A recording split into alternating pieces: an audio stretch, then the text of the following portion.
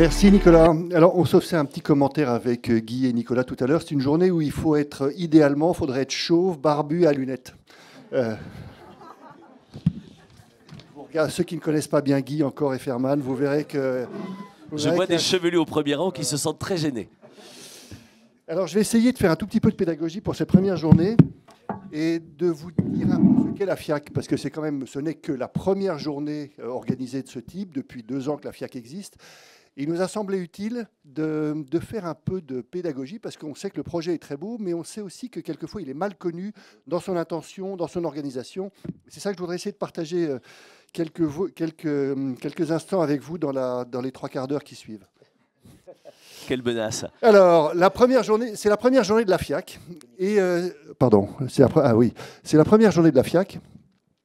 Et c'est un événement qui est important, bien sûr, pour les équipes de la FIAC, bien sûr pour ceux qui ont organisé et qui ont été à l'origine du projet, mais également plus largement, je pense, pour l'écosystème à qui on envoie un signal qui est très important, parce que c'est un signal de collaboration, c'est un signal de mobilisation et c'est un signal d'attractivité. Et pourquoi ça? Parce que, vous le savez, c'est intéressant de refaire un tout petit peu de pédagogie, un peu d'archéologie même. 2003, c'est le premier plan cancer. Le premier plan cancer, il a eu pour principale vertu, en fait, de faire travailler ensemble l'écosystème. Et c'est intéressant quand on interroge les gens qui étaient à l'origine de ce plan, quand on interroge ceux qui ont travaillé depuis, ce qui revient tout de suite, c'est la collaboration et le fait d'avoir fait bosser ensemble des gens sur des objectifs qui sont très variés, puisque ce sont des objectifs de recherche, ce sont des objectifs d'accompagnement des patients, ce sont des objectifs d'ailleurs d'accompagnement des patients après le traitement également. Bref, de les faire bosser ensemble sur des projets très concrets. Alors depuis le plan cancer, il s'est passé quand même pas mal de choses, puisque en 2000, le premier plan cancer c'était 2003, 2005 la création de l'INCa, et puis depuis, cette science a continué d'évoluer. Et c'est intéressant parce qu'à l'époque, on pouvait considérer que l'innovation, elle était principalement dans la science.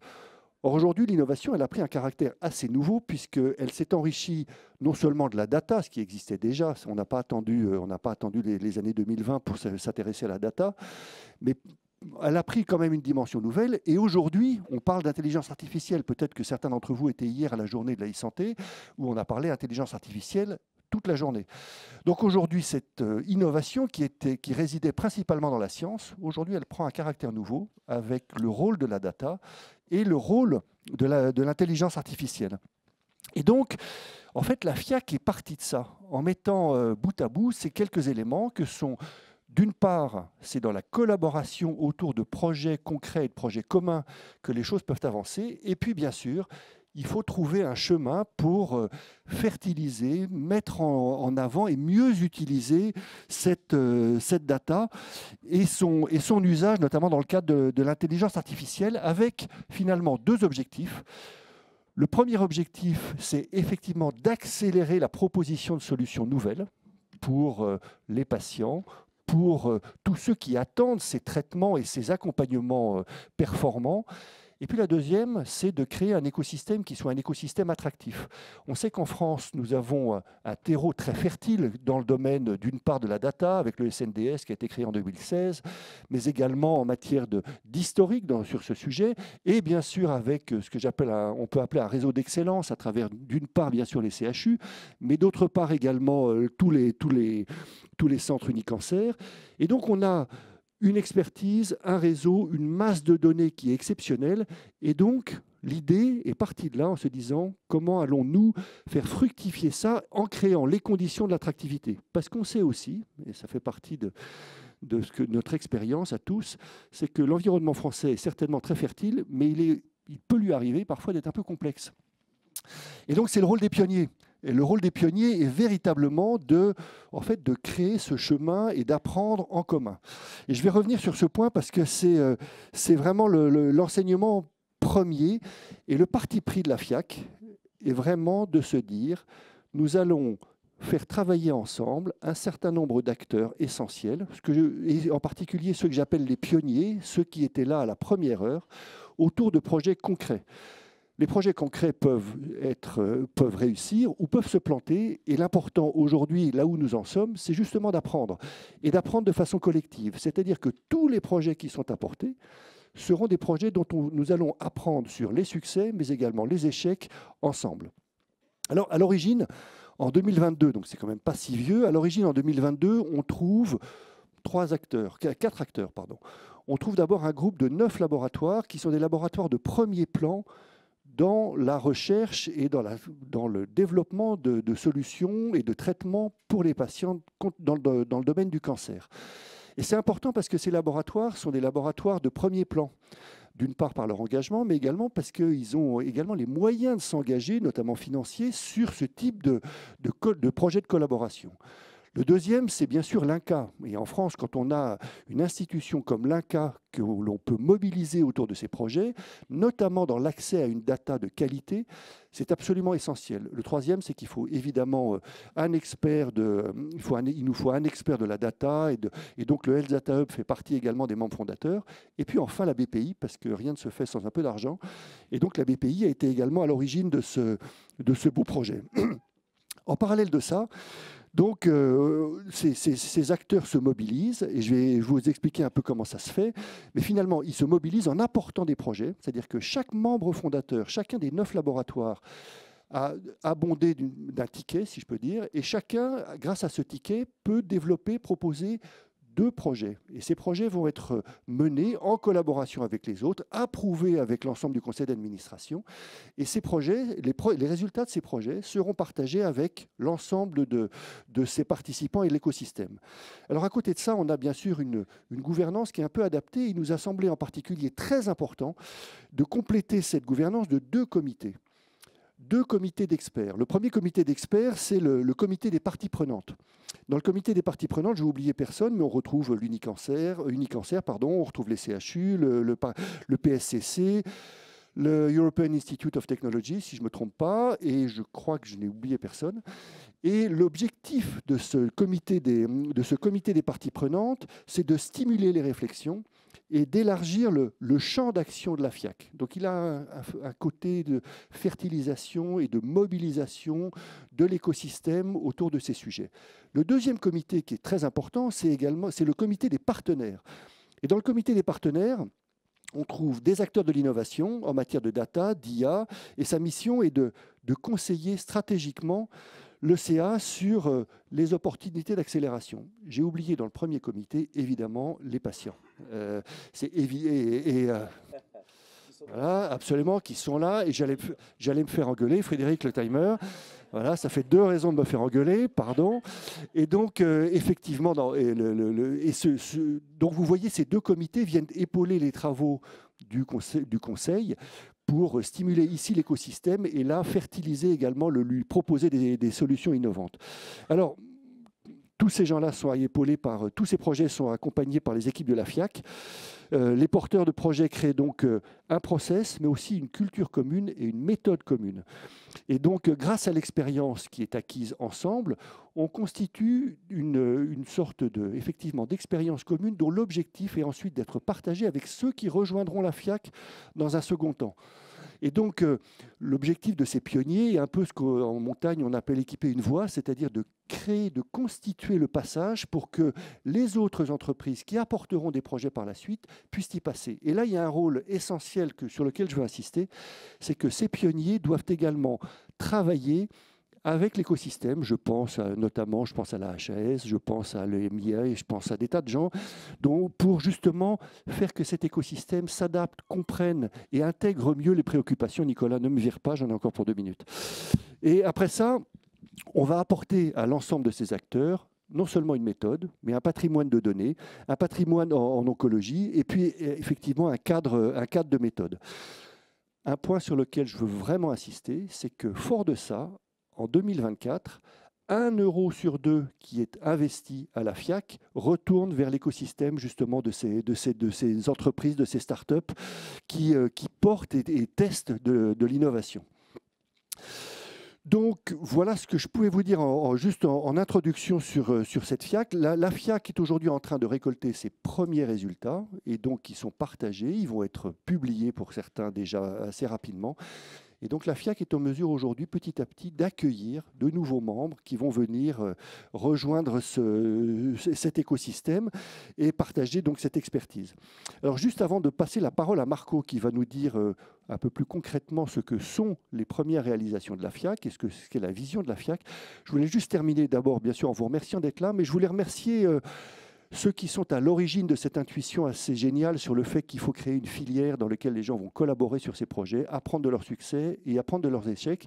Et là, j'ai une pensée particulière pour mon ami Guy Efferman, qui est vraiment à l'origine de cette réflexion et que je veux vraiment sincèrement remercier pour cette intuition géniale. Donc Marco, je vais te céder la parole et je te laisse nous dire un peu plus quelles sont les réalisations concrètes de la FIAC aujourd'hui. Merci. Merci à Frédéric Collet pour cet accueil. Et on accueille bien sûr Marco Fiorini, s'il vous plaît. Applaudissez le directeur général de la FIAC. On m'a précisé que pour les gens qui sont debout, qui n'auraient pas de place, quel succès. Et il y a une salle à côté pour assister au débat et attendre que les gens partent pour piquer leur place, semble-t-il. Marco. Merci infiniment à vous tous d'être parmi nous ce matin. Merci d'être là dans une diversité, je vois des visages connus, diversité de métiers, diversité d'expertise, diversité de perspectives et pourtant certainement une perspective commune, une croyance commune. La donnée peut transformer la vie des patients demain. Et je pense qu'on est tous là en croyant cela, en sachant que ce sera un travail sur la durée, qui va prendre plusieurs générations. Je suis très heureux d'avoir une table ronde aujourd'hui qui sont menées par des gens qui vont vous donner des idées sur les générations à venir, ce que l'on peut faire en termes de données. Nous souhaiterions que ce rendez-vous annuel soit de plus en plus inclusif. C'est le premier, je suis très heureux de vous accueillir. Ce sera inclusif de vos expertises. On a besoin de vous écouter, on a besoin de dialoguer pour pouvoir ensemble créer une filière qui soit performante en France. Notre objectif, comme le disait Frédéric, c'est de créer des projets qui soient des modèles de projets récurrents sur la durée. Il y a eu des investissements majeurs. Les entrepôts de données de santé coûtent 75 millions d'euros à l'État. Ce n'est pas juste un one-shot. Il faut que ce soit utilisé, valorisé sur la durée. Et les projets que l'on est en train de créer au sein de la filière sont là pour pouvoir utiliser ces données sur la durée. C'est très important de pouvoir s'articuler à ce que l'État fait. Les tables rondes que vous allez écouter tout à l'heure sont sur les projets que nous avons lancés. Il y a une première table ronde sur les accès précoces, en lead de mes deux amis ici présents. Une autre table ronde sur les parcours de santé. Dans les accès précoces, c'est un peu technique, mais la donnée qui remonte, elle est de mauvaise qualité. Elle est de mauvaise qualité. Et aujourd'hui, comment peut-on y faire face? Faut-il mélanger les données du SNDS à celles de l'accès précoce? Faut-il utiliser de l'IA, du traitement automatisé du langage pour faire mieux? Faut-il travailler un core dataset de données qui seraient partagées? Tous ces éléments vont vous être ébauchés. Je crois que c'est vraiment important. Vous allez voir l'aspect concret de ce que l'on est en train de faire. La seconde table ronde, c'est sur les parcours de santé. Nous aurons la chance d'avoir la directrice générale de l'offre des soins. Les parcours de santé, c'est ce que vivent les patients. Au fond, c'est ça. Est-ce qu'on peut utiliser la donnée publique pour pouvoir mieux décrire, mieux comprendre la diversité des parcours de santé, pour pouvoir éventuellement cibler des ruptures pour les patients dans ces parcours de santé? Est-ce que l'on peut qualifier, objectiver, prioriser ces ruptures? C'est des choses qui seront abordées. Ce serait important d'objectiver, d'utiliser la donnée publique pour pouvoir faire que les gens se focalisent ensemble sur des ruptures que l'on considère prioritaires à évoquer. Donc une table ronde sera sur ce sujet.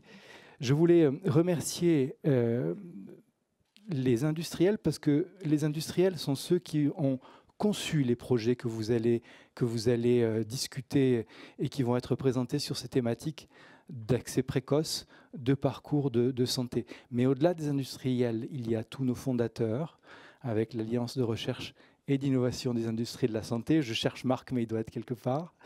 Avec l'Agence d'innovation en santé qui nous a rejoints, avec Camille Thomasin qui va nous aider à dialoguer avec une perspective scientifique, avec le Health Data Hub, bien sûr, avec France Biotech, qui va être en lead d'une table ronde. Et en particulier, vous verrez une table ronde qui est cruciale pour eux. Est-ce que la donnée peut être utilisée pour remplacer des patients dans les bras placebo?